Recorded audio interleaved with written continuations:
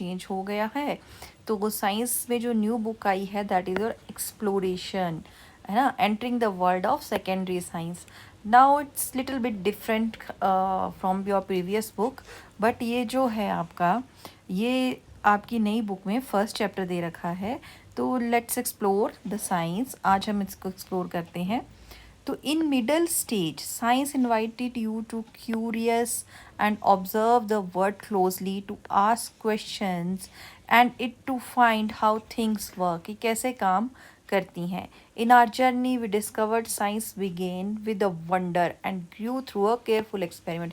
हमें पता है कि साइंस जो है ना वो एक्सपेरिमेंटल डाटा पर चलती है। हमने आपने क्लास 8 तक साइंस पढ़ी है, आपको पता है कि जो साइंस है वो प्रूफ मांगती है, एक्सपेरिमेंटल प्रूफ होते हैं, तभी आपके जो भी साइंस में क्वेरीज होती हैं, कुछ भी होता है वो प्रूफ किया जाता है, तब वो उसको साइंस के अंदर लाते हैं। We connected ideas across the world of living and non living. We know that what is living and non living, we had discussed in earlier classes. As you know, now enter the secondary stage. This journey continue but emphasize on deep exploration. अब ऐसा है कि हम secondary की journey में जा रहे हैं, तो ये हमें डीप एक्सप्लोरेशन पे लेके जाएगा। Science is not only about what we know but about how we know it. Science ये नहीं कि हम क्या जानते हैं, हमें ये पता होना चाहिए कि हम इसे कैसे जानते हैं। Then how observation lead to measurement, how pattern are expressed using symbols, equation, these all come under the science। how model are built to represent the complex system, आपने बनाए भी होंगे previous classes में। and how ideas tested, often revised, sometime even discarded। in our secondary stage textbook of science exploration, we will look more closely, think more carefully and find out how scientific idea help us to make sense of technology and place within them। To reflect the approach of this textbook, the page number have been thoughtfully designed and framed with a magnifying glass and compass। The magnifying glass symbolize careful observation, noticing pattern, paying attention to might of otherwise he missed। मतलब magnifying glass we know that हम उस पे क्या कर सकते हैं, magnifying glass we can focus on the content, and the compass remind us that exploration needs direction, choosing the appropriate model, asking the right question, knowing the limit where our ideas apply. Together they tell us exploration in science is not wandering aimlessly but trying to make sense of our world with care and purpose। अब look at this like this content, ये जो दे रखा है, the natural world is complex, we know that natural world बहुत complex है, studying it full detail is often impossible। to make sense of complexity science use model। science क्या use करता है, model. अब आप लोगों ने भी लोअर क्लासेस में डाइजेस्टिव सिस्टम हो गया, जैसे आपका सोलर सिस्टम हो गया, कोई भी सिस्टम्स हैं उनके आपने मॉडल जो हैं वो बनाए होंगे, है ना, मॉडल्स बनाए होंगे टू अंडरस्टैंड दैट थिंग्स। तो उनको अंडरस्टैंड करने के लिए हम मॉडल वगैरह सब बनाते हैं। In biology cell are shown in a diagram highlighting key pattern in earth and in earth science the earth may be treated as a smooth fair layered with a distinct region। building such a model involve making assumption, deliberately ignoring certain details। for example, studying motion of falling object, air resistance, many may be neglected to understand the basic effect of the gravity। in biology, when we studying heart pumps blood, many individual cells are ignored so that organ can be understood as functioning system। तो like this, for example, the cricket shot, think of a cricket ball being hit for a six। you want to make a simple model, what detail would you include in that? we must ask, will the ball cross boundary without hitting the ground first। पहले हम देखेंगे कि क्या वो जो ball है, cricket ball है, boundary पे गई है या डायरेक्ट उसने क्रॉस किया है बाउंड्री को। For this things like brand of bat, colour, ball, amount of grass on a field will make no difference. On other hand, the mass of the ball and speed and direction in which has been hit will be very important. अब ज़रूरी नहीं है कि हमारा bat कौन सी brand का है, colour कौन सी है, ग्राउंड पे घास कैसी, ये सब चीज़ें हमें ज़रूरी नहीं होंगी.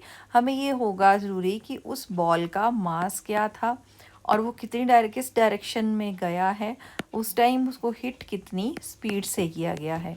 Air resistance, spin of the ball, and stitching of a thread at a seam have smaller effect and can be ignored in a simple model.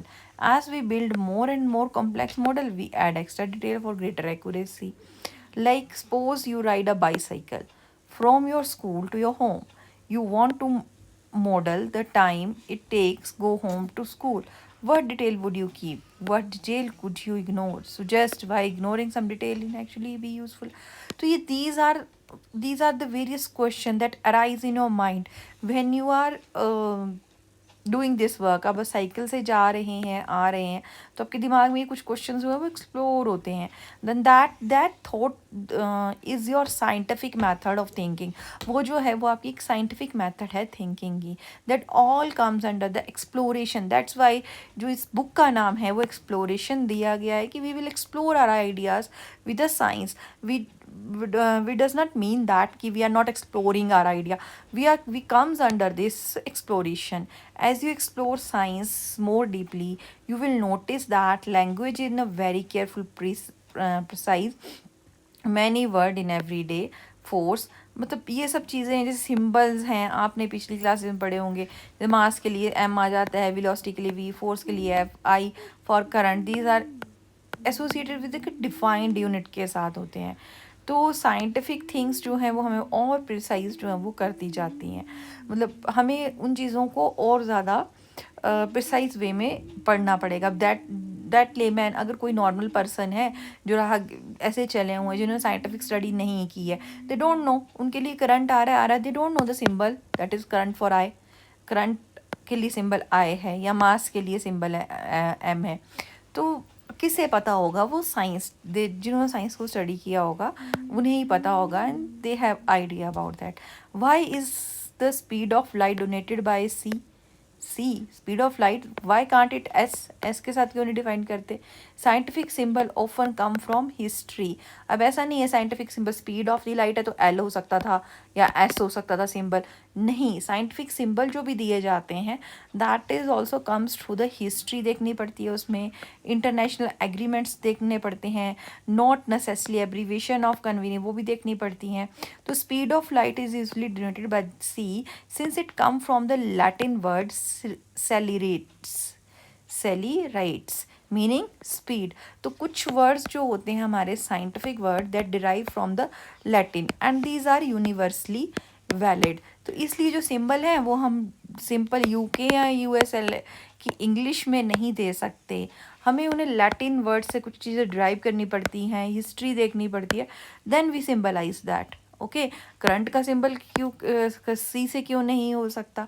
That is also from Latin word. तो ये this is also your MCQ कि C क्यों है? C is mean celeritas, that is Latin word which means that speed. Today speed of light is one of the physical constant defined to be exactly इतने meter per second square. Sorry, इतने meter per second physical constant है speed of light. तो इसको हम 3×10⁶ के बीच में भी हम इसे सिम्बलाइज जो है वो कर देते हैं. That will be do later on. अभी तुम्हें यही याद रखना है कि C is a symbol for speed of light and that comes from the Latin word celerities. Now ready to know beyond airplane fuel miscalculation. In a well-known incident, a passenger of aircraft ran out of fuel mid-flight due to a mix-up in unit.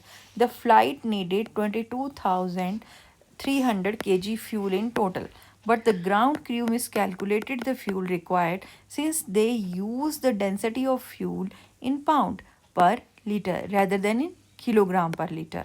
The aircraft was about 15,000 liters short fuel and luckily could glide to emergency landing, which damaged the aircraft through there were no casualties.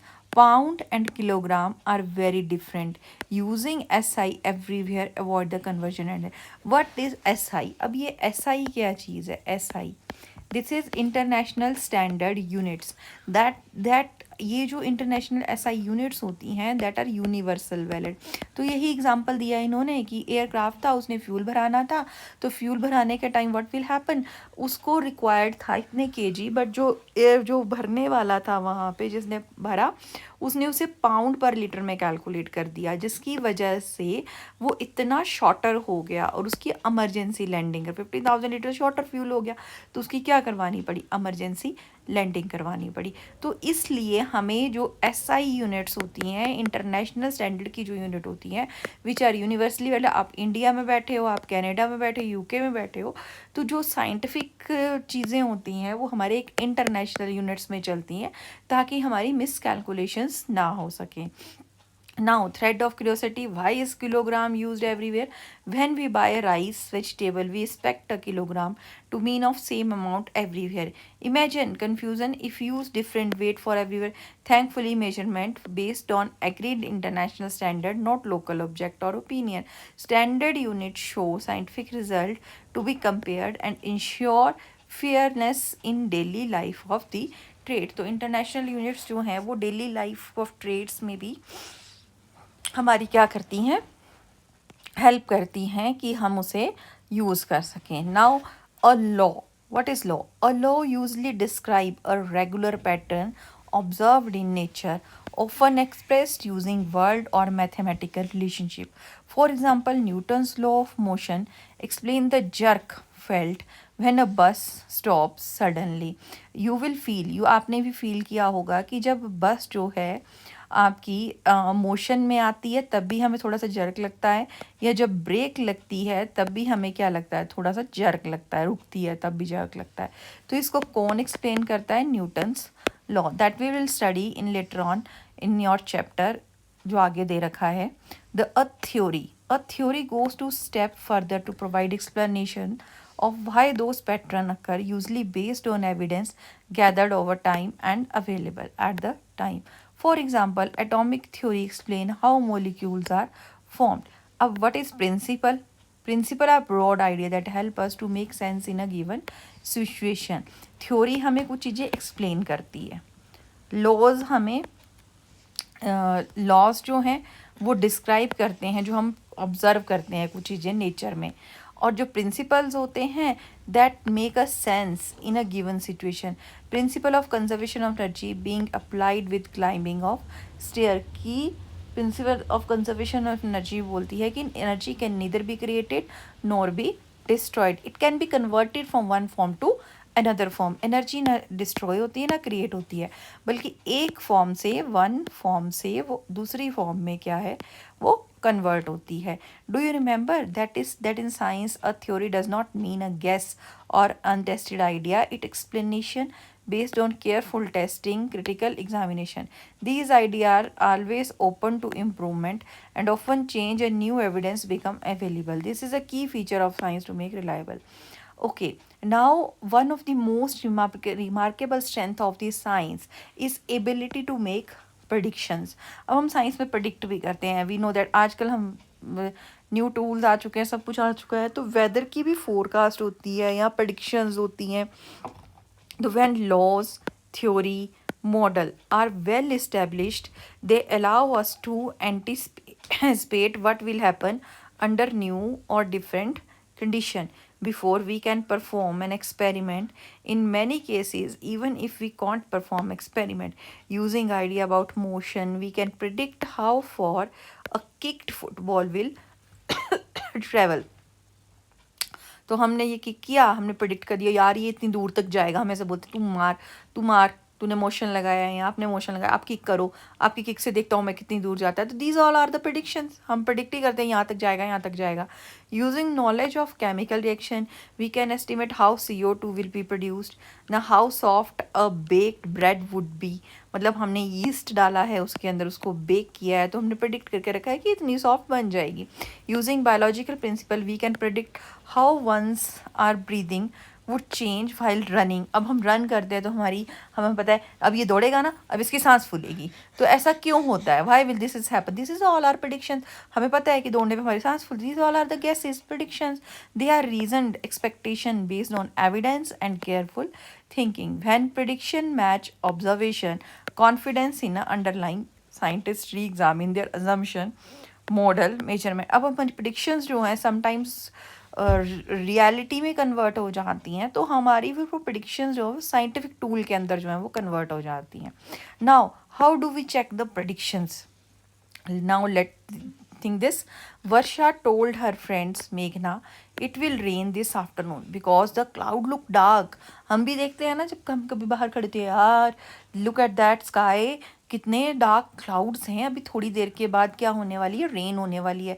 Think of some questions मेघना could ask Varsha to make this prediction scientifically testable. क्या ये testable है scientifically? Now the answer, good scientific question will look for measurable evidence and last pattern. Question with simple yes or no. Answer usually not so useful. Meghna could ask Varsha question like this.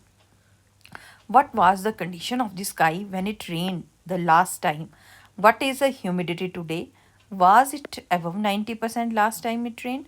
What is the today wind speed direction? Is temperature dropping like it before recent rain? Question like these ask about measurable data and past pattern which go beyond could look dark.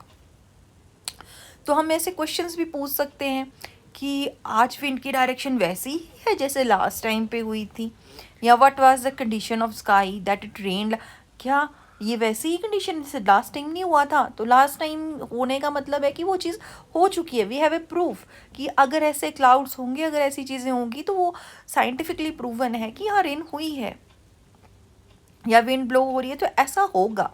These are the scientific fact, but prediction that we are thinking about that, कि हम सोच रहे हैं कि ऐसा हो सकता है, that are the prediction. But fact is that we have recorded in our diaries और इन रिकॉर्ड्स और वट एवर थिंग्स जो हम रिकॉर्ड करके रखते हैं, that are the records. And sometimes our prediction match with that, कि हमारी prediction जो मैच हो जाती हैं, रिलायबल हो जाती हैं। Okay, these are the scientific way of thinking, okay, in your book. Now ready to go beyond? Okay, let's do in a next lecture.